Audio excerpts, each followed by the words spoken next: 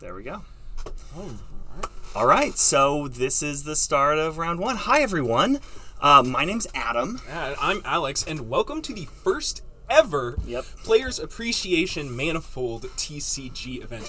We are incredibly excited to be here at Aegis Games today.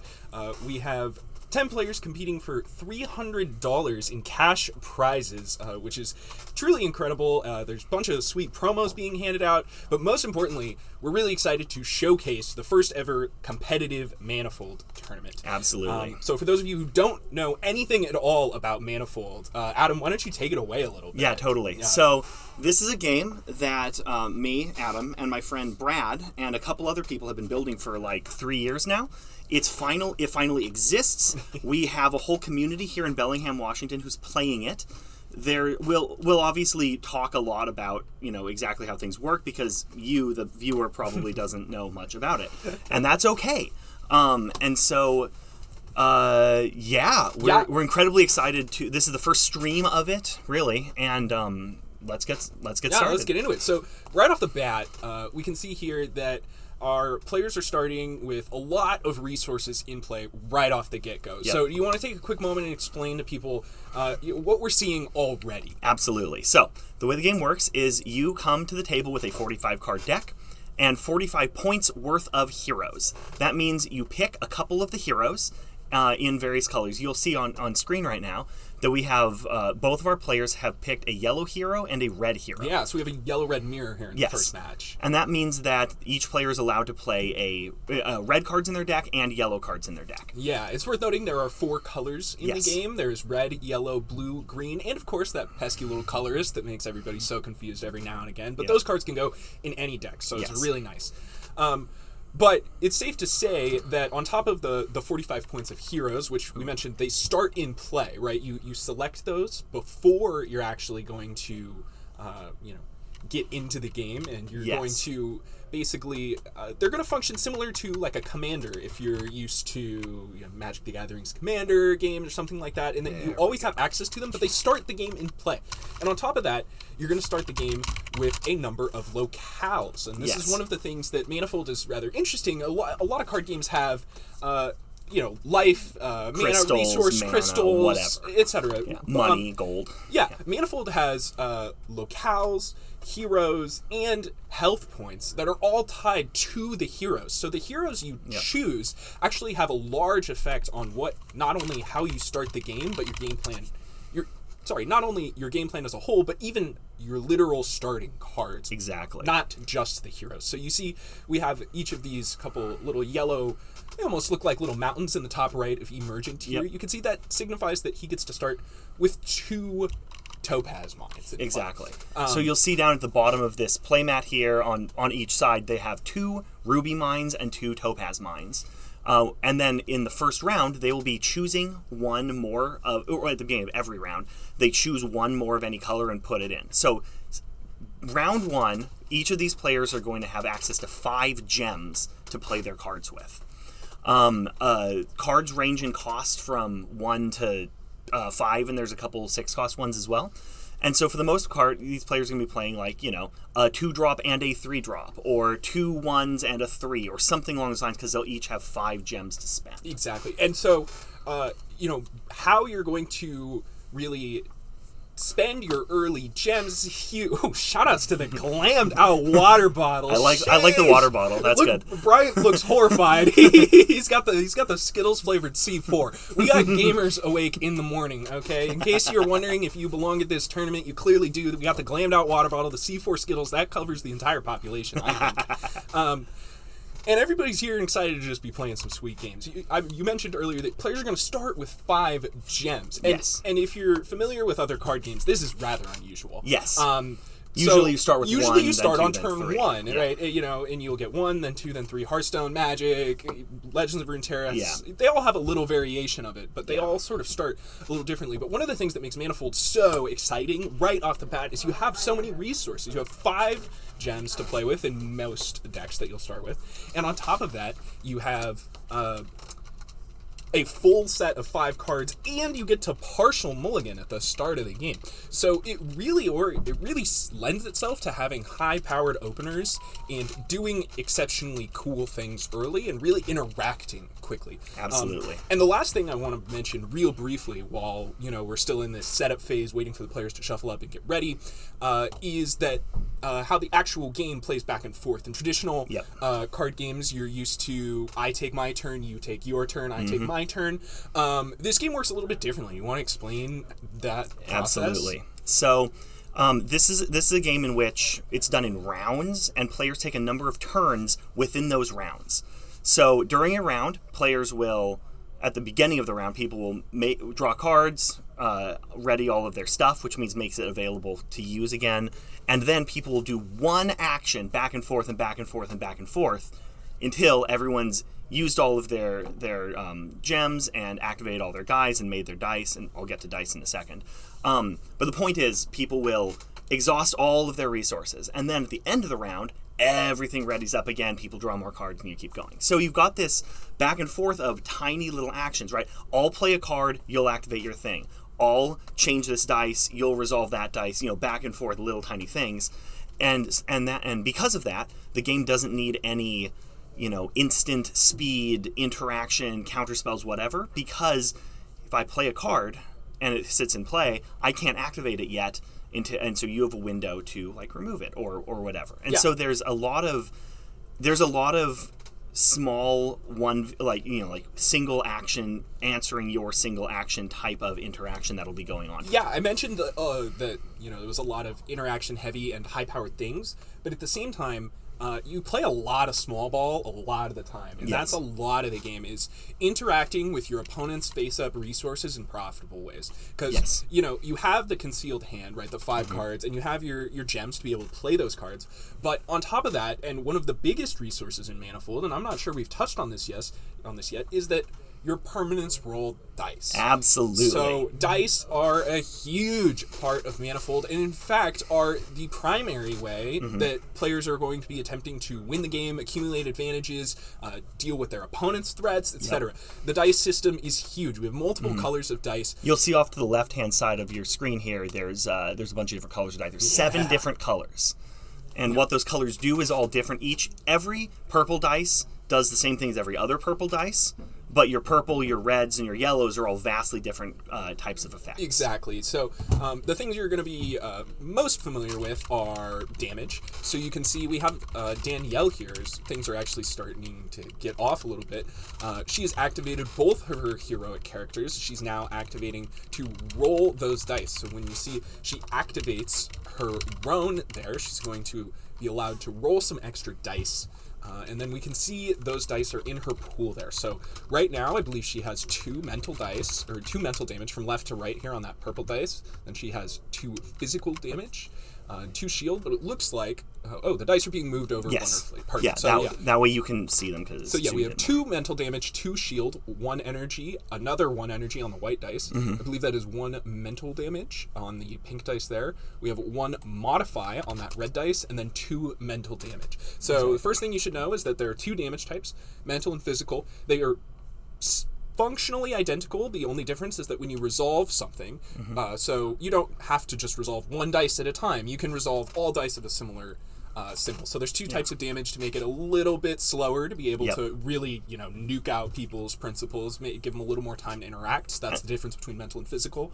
And so remember that you take 1 action at a time, right? Resolving dice is one of those actions. When you resolve dice, you choose a symbol, remove any number of dice with that symbol, and then do whatever that symbol does to the value that you remove dice of. So, correct. What Alex means by it slows you down a little bit is instead of resolving 6 physical damage and 6 mental damage as a block of 12, you can only do 6, and then it's their turn, and then 6 as a second action. Exactly. So thank you for the clarification on that. And then on top of that, you'll notice energy. And energy is perhaps the most versatile dice face in the entire game. And you'll notice if we look up at Roan here, and I believe that Danielle is playing Roan, but both players are actually playing EM Urgent. So we actually have a very similar, it's a close matchup. It's similar match. It's but similar. Regardless, my original point, if you look, you'll notice that these cards have an energy at the bottom. We look at emergent. Every hero has an energy at the bottom. It says energy, discard a card. So that's the cost. You're going to pay. You're going to resolve that dice that you have that shows an energy, and you're going to discard a card. And in exchange, you get to return an attachment card from your discard to your hand. Every hero or every principal has has a different energy ability, and well, some of them have the same ones. I don't know either. That's not the point. Point is, whenever you roll energy, so you can see in our dice pools here, Danielle has a white energy, white die showing energy, and Bryant had a blue die showing energy and just modified it to damage. But either way, that can do whatever your heroes say it can do. So something just as an overall view of what these decks do is E-Emergent here says whenever you attach an object to a character you control, you may activate that character. Meaning, you can play some attachment, which is there's I'll get into object types in a little bit, but basically you play an attachment on a thing and then it makes that thing better. When you do that, you then immediately get to activate it. Normally, playing the card would be one action, activating it would be another. E-Emergent just lets you do both at once, which does a couple really neat things. One of them is when you play an attachment and immediately activate the thing, your opponent can't respond by removing that attachment. Which means you already got if they want to blow it up in some way, you still got the value out of playing it or out of activating it that round, which is pretty valuable for these emergent decks. Really good.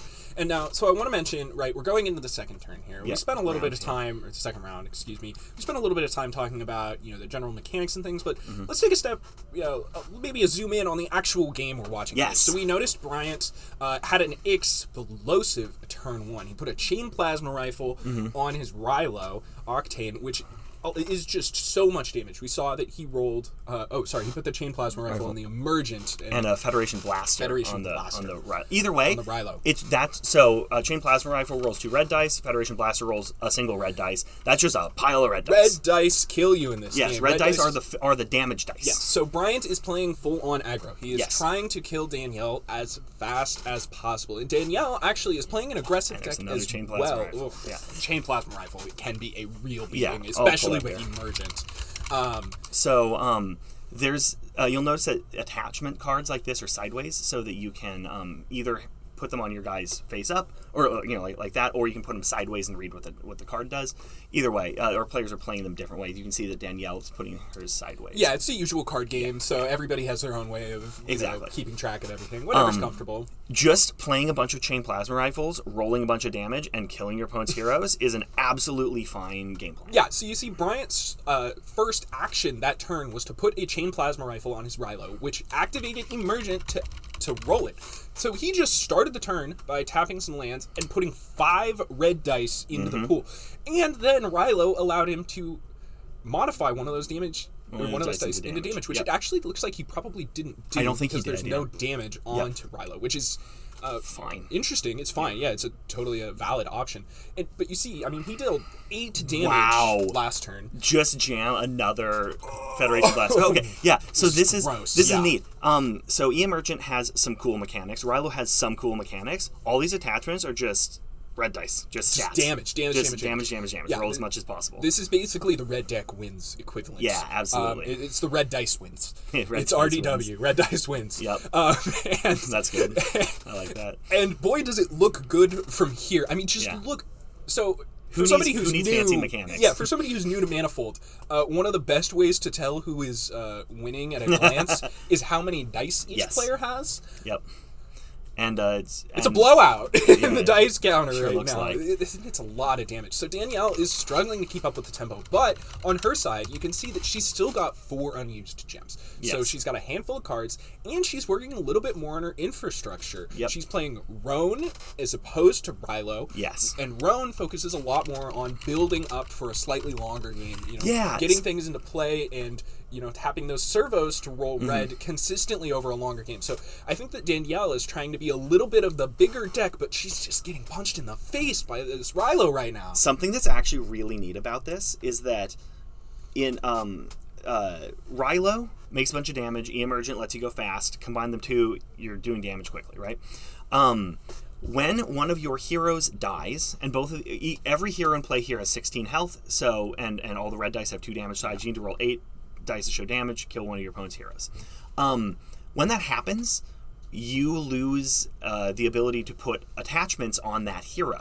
And you'll notice that each of these heroes has 2 attachments on them, at least Bryant's. Yeah. That Prestige on his E-Emergent, the yellow. that one doesn't count. Correct. And so once Rilo dies, he'll only have 1 more attachment he'll be able to play on his hero before he runs out of space. Yeah, it's worth noting that you can only have 3 attachments Yes. on any individual hero, which is a lesson I learned the hard way at the local event last night, by the way. So it's a serious problem. So, but you can see there's a lot of pressure based on who can kill the first hero first. I think the general most accepted optimal strategy is to target one of your opponent's heroes first and try to kill it, because you don't get any reward out of doing 8 damage to each of them. Yes, exactly. Much better to do 16 to 1 so they don't get to activate them Absolutely. anymore. And so I think one of the biggest choices early on is deciding which hero you're going to attack. And Roan attacks this matchup in a slightly different way. So Rilo's all about damage. Roan here says whenever you activate a character, you may exhaust a servo you control to roll a red dice. Normally, a lot of these little dinky servos, 1 and 2 cost servos, like Radar Servo here, they roll black and white dice, which are much worse than all the 5 colored dice: red, green, yellow, blue, and purple. Yeah. And so upgrading the dice that Radar Servo here rolls to red means it's suddenly very good stats. It's a big game. And the Rilo version of this deck that Bryant is playing wants to play a bunch of little servos like Radar Servo for a variety of reasons. The cool part about Roan here is once either Roan or E-Emergent dies, the other game plan gets to shine through. Because if you go after E-Emergent first, for instance, you kill their attachments, great. You'll Danielle will still have like 3 or 4 servos, be able to activate them, roll a bunch of red dice, and have that aggro plan still working. But if you go after Roan first, then the attachment plan is still there, and Danielle has a bunch of cheap little characters to put attachments on, unlike Bryant, who has very few. Yeah, and it's worth noting that with these attachment plans, they obviously become more and more scary the further you go on. Right, the more attachments you put on one thing, right? Every time you activate it, it's just going to be better. You're going to keep accruing that value, but like you said, you lose it all the second it dies. So you really have to play this intricate game of how much do I commit to one hero versus another? Am I, and then I've even seen some really interesting plays where, I was playing a game last night and I put an attachment on my hero that my opponent wasn't targeting because he'd already put 5 damage into a different hero. Exactly. And then he just said, that thing's got to die now. So he ended up actually changing his mind and going over and doing which you normally wouldn't, and changing his damage target. And in that case, really Alex was able to kind of save 5 damage from... There's a break point when a hero dies, right? Yeah. He was able to get 5 extra damage before that break point occurred, which can be pretty valuable. Of course, these are like, little nitpicky things that are powerful when you're playing, but from a bird's eye view, it's hard to really understand how it all fits together. Totally, right? Yeah. It's one of those things where a lot of the... you see the game going back and forth, and a lot of people talk about this concept of tempo in card games. And it's hard to feel tempo as a spectator and things like that. But boy, this game really illustrates it very well. Yeah, look at the health totals here. Yeah. Danielle has Roan at 2 health, and Bryant has E-Emergent at 4. And so what that means is, in order to deal damage, you need, generally, as a general rule, you need to have dice that show damage, which means you need to activate your guy, which means your opponent has a chance to do something, right? And so I don't know who is going first this round. Yeah, I guess we'll see momentarily once someone does something. But the point is, if they can't immediately kill their opponent's hero using some combination of tricks, it looks like I think Bryant is probably... If Bryant is going first and Roan isn't shielded, there's a chance that he could pull some tricks to kill... really, my point here is, if you can kill a hero with a bunch of attachments on it before they get to activate that round, that's big game. Huge. That's a lot of dice. That's a lot of value. Hugely important. And so I'm guessing Bryant's going to play Ambush here. If you are right. No, it's another chain plasma rifle. Another chain plasma rifle. The chain plasma rifle... On E-Emergent. Is just... Yeah. Now, it's interesting that Bryant chose to put the chain plasma rifle onto E-Emergent here. What do you think about that? Do you like this choice? Because we talked about the fact that when...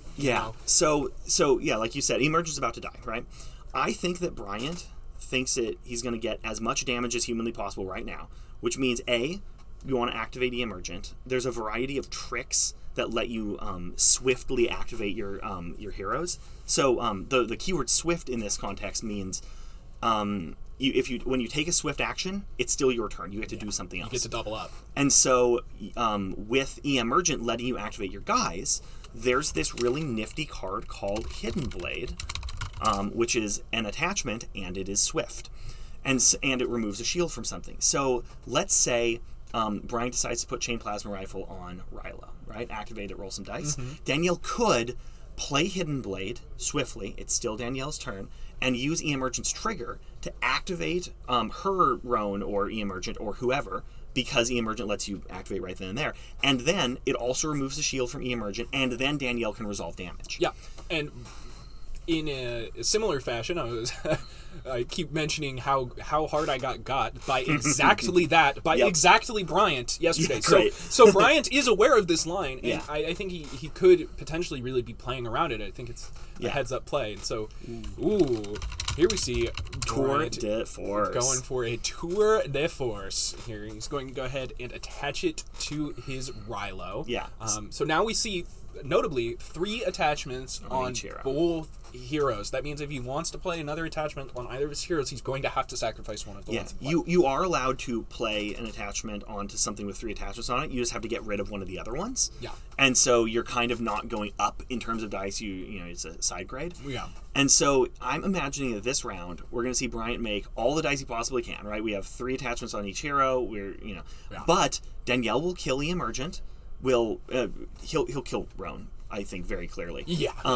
Roan and Emergent are almost certainly going to die this turn. But then Danielle's deck is built to have a little bit more staying power and a little less explosive damage. Yeah. And so it really depends on how well these dice go for either player. I really think so too, because we're going to see a large explosive turn for Bryant here, and then I think Danielle's going to start to crawl back. Yeah. The question is she going to have enough time? Is she going to have enough time? Because I mean, I think in theory, like, for example, if her Emergent had 150 HP or something ridiculous, I think she would win this game handily, right? Yeah, and we would both probably be like, she'll win the game for sure. Yeah, because she can go super long. She can go super long. But, of course, Emergent has 16 HP. Yes. And Bryant has a whole lot of red dice in play. And red dice are horrifying because they end the game. Yes. They kill your heroes. So, I mean, Bryant's first target obviously is going to be this Roan that's going down, and then we're going to see Bryant has a lot of blank dice in his pool actually right now, which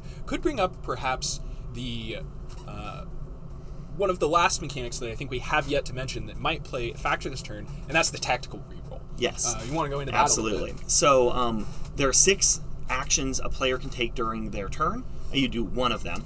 Play a card, activate an object, resolve dice are the 3 big ones. Tactical reroll is the 4th. Tactical reroll says discard a card, any card from your hand, to reroll up to 3 dice you control. Yeah. And so that lets you when you roll blank dice, every dice has at least one blank side on it.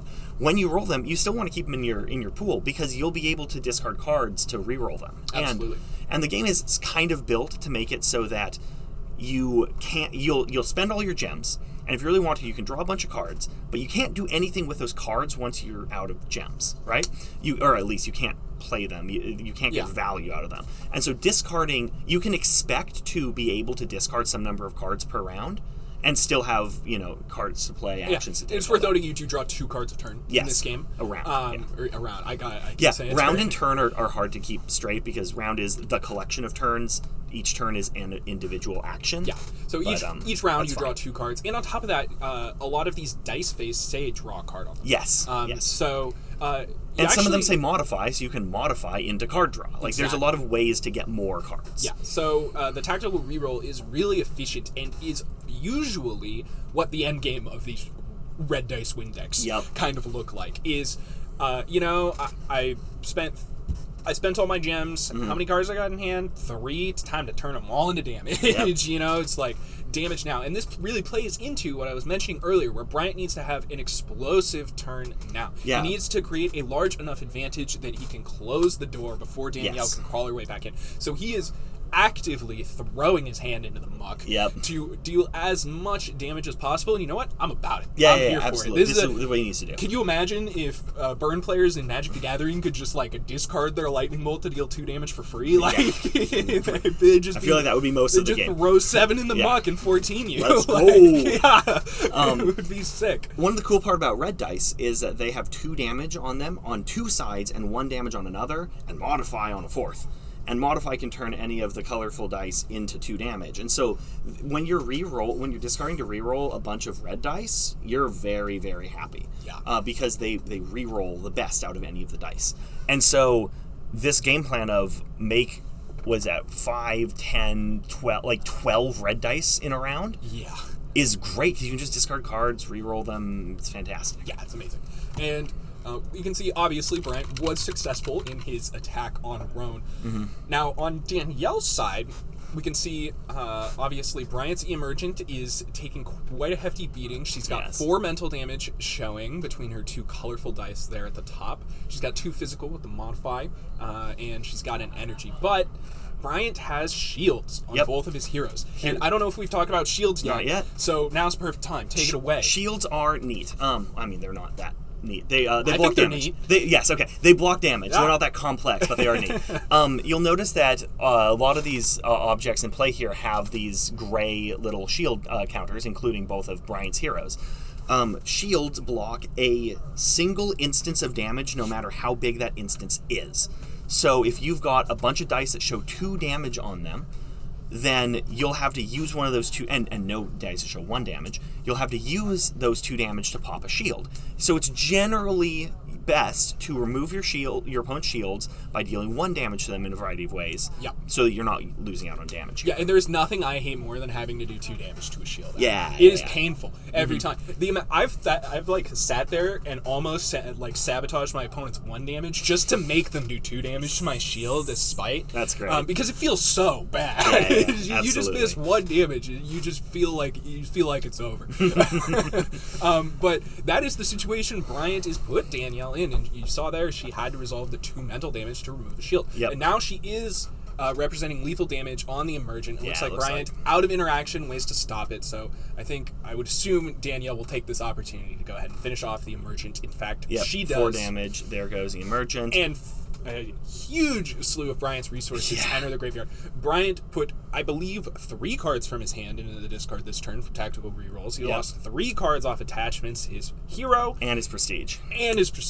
So huge resource tax. That's literally over half of Bryant's board. Everything. Yeah, that's like over half of everything that Bryant has done the whole game is gone. Now, obviously, it wasn't for nothing because he's also dealt with significantly over half of Danielle's problem.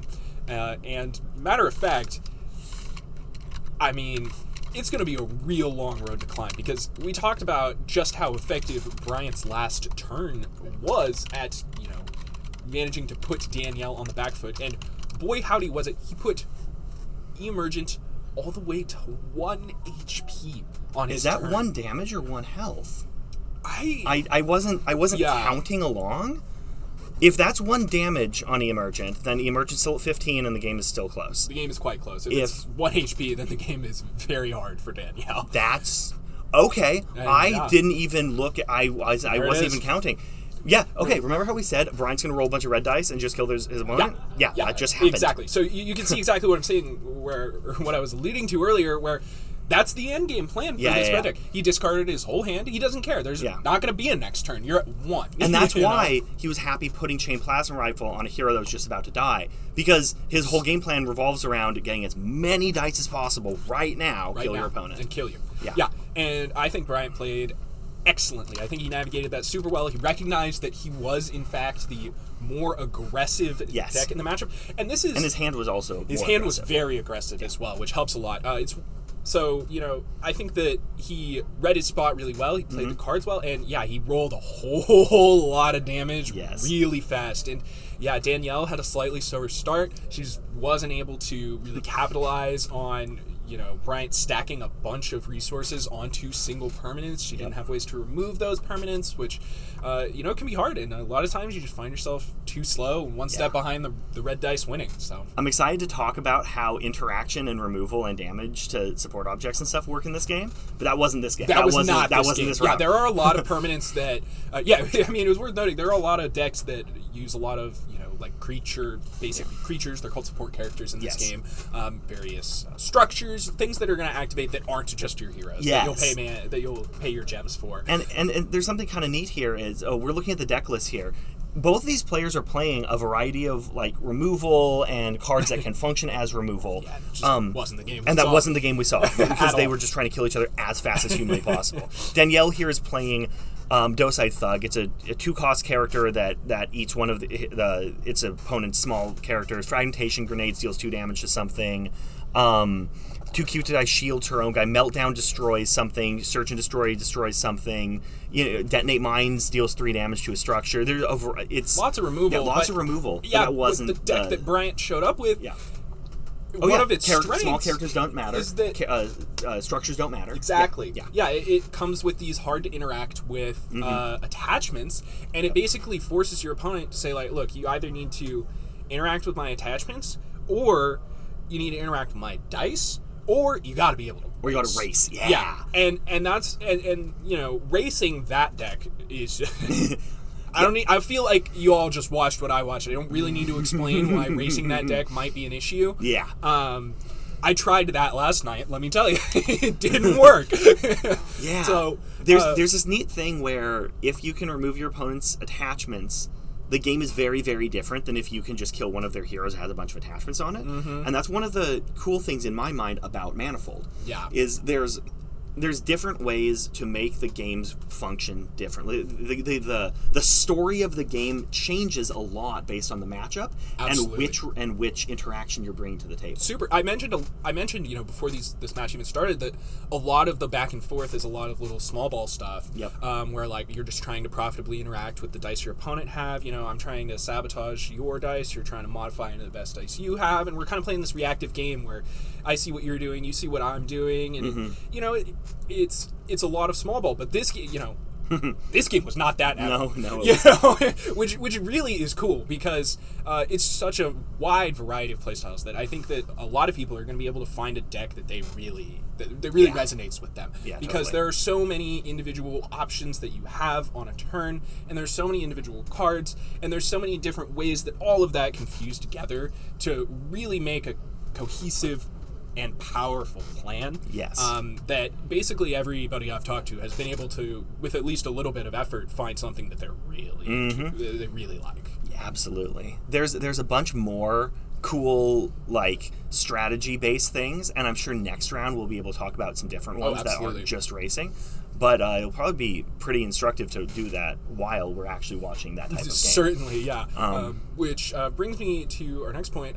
Thank you all so much for tuning in. We have 4 rounds plus a cut to the top 4 scheduled today. Yep, so that's 6 rounds. Yeah, it's going to be 6 total rounds. We'll probably be here streaming until, I would imagine, 4-ish, 4 or 5 p.m. Rounds are 50 minutes in Manifold. We don't have a round timer on the stream right now. Yes. But it looks like we're 30 minutes out of our 50 has elapsed. So. Oh, and it's worth noting that Manifold games are best of 1. Yes. And you might be wondering why when you just watched that game. Yeah. Because that one was not that one did not take a long time, but boy howdy, I think you all are gonna realize, if we get a couple of these blue and green decks with a lot of these small dudes that are drawing a lot of cards and rolling a lot of dice, a game can easily take the full 50 minutes for sure. And the game is designed in a way where you are allowed and in fact encouraged to play some cards that answer various different strategies, because you can always just discard them to reroll your dice. Yeah, the tactical reroll really lends itself to that. You can draw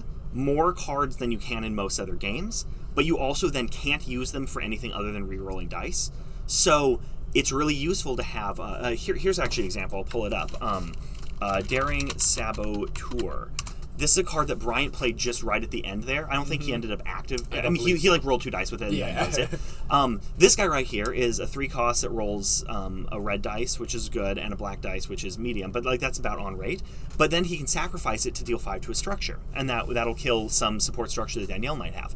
And the point of this card is, it is a character that rolls dice, and that's fine, but also in certain matchups at certain times, you're really happy to sacrifice it to get rid of something. But get rid of a problem. In a matchup where you're just going face as fast as possible, you can just discard it to reroll. Yeah, and so it's absolutely okay if the removal that's in your deck and the removal that's in your hand doesn't answer what your opponent is doing. Yeah. And because of that, decks get to play a whole variety of different removal options, which means in a best of 1, you aren't just like absolutely bricked by your opponent having structures and, oh, I didn't bring my very narrow structure removal, I guess I lose, right? And one of my favorite things, if you'll allow me to extrapolate a little on this concept, it sort of play a little into the grander strategy of what really makes it feel so good, is that, so when you think about it, right, we just watched Bryant discard a bunch of cards to reroll damage to race as fast as possible.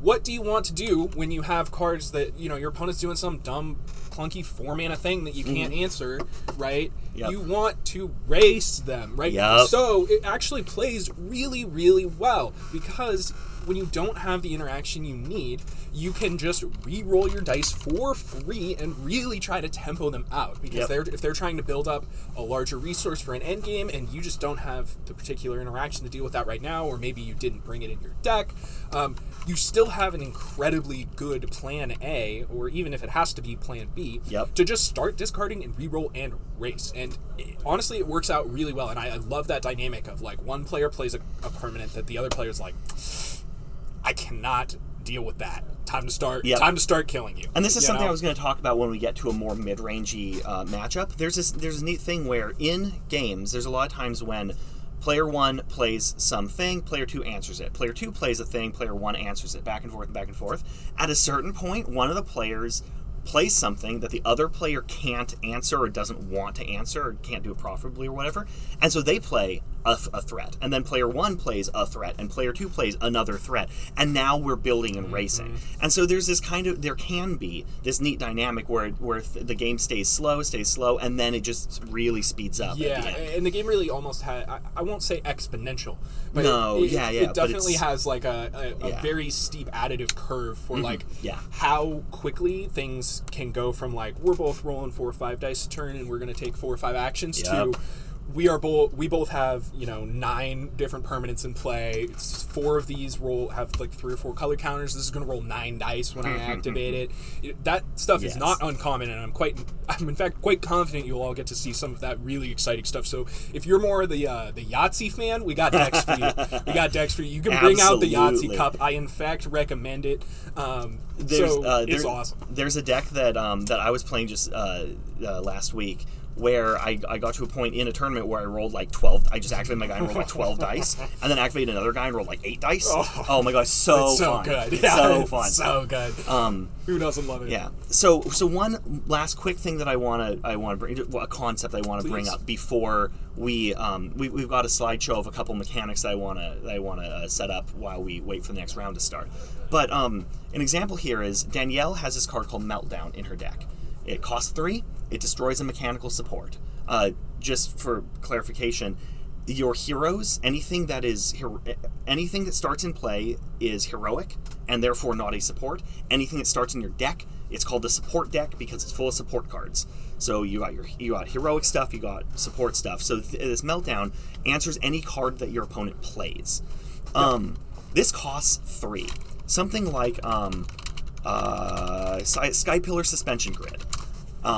This card costs 5 and resolves dice as though it showed Sabotage. Sabotage is the dice side that removes your opponent's dice.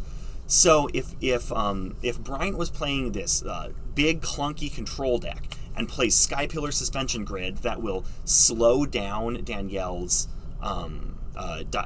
damage aggressive plan, Danielle's happy to, instead of what we saw here, where everyone just played as much dice as possible, Danielle would absolutely love to pay 3 to kill your opponent's Sky Pillar Suspension Grid, and then play something else for 2 gems, and now Danielle is up because hugely ahead. Yeah, hugely ahead because she grew her board and her opponent didn't, and so that's where these aggressive decks still get to play removal, still get to answer their opponent's things while being aggressive. Yeah. And so Bryant here discarded his removal because it didn't matter in this matchup, but in other versions of this game, even with these 2 decks, just in a different specific scenario, yeah, with 2 different hands, you might not just race. You might answer your opponent's stuff with your removal, and absolutely. Yeah. And so it's worth noting that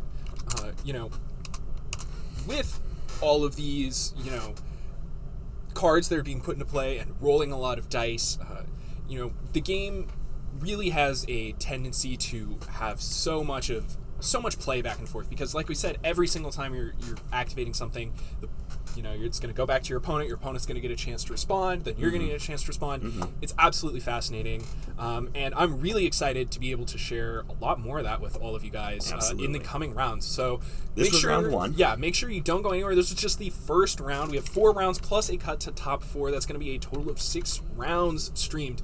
So stick around. We're going to be right back with the second round of the first ever Manifold Player Appreciation Open.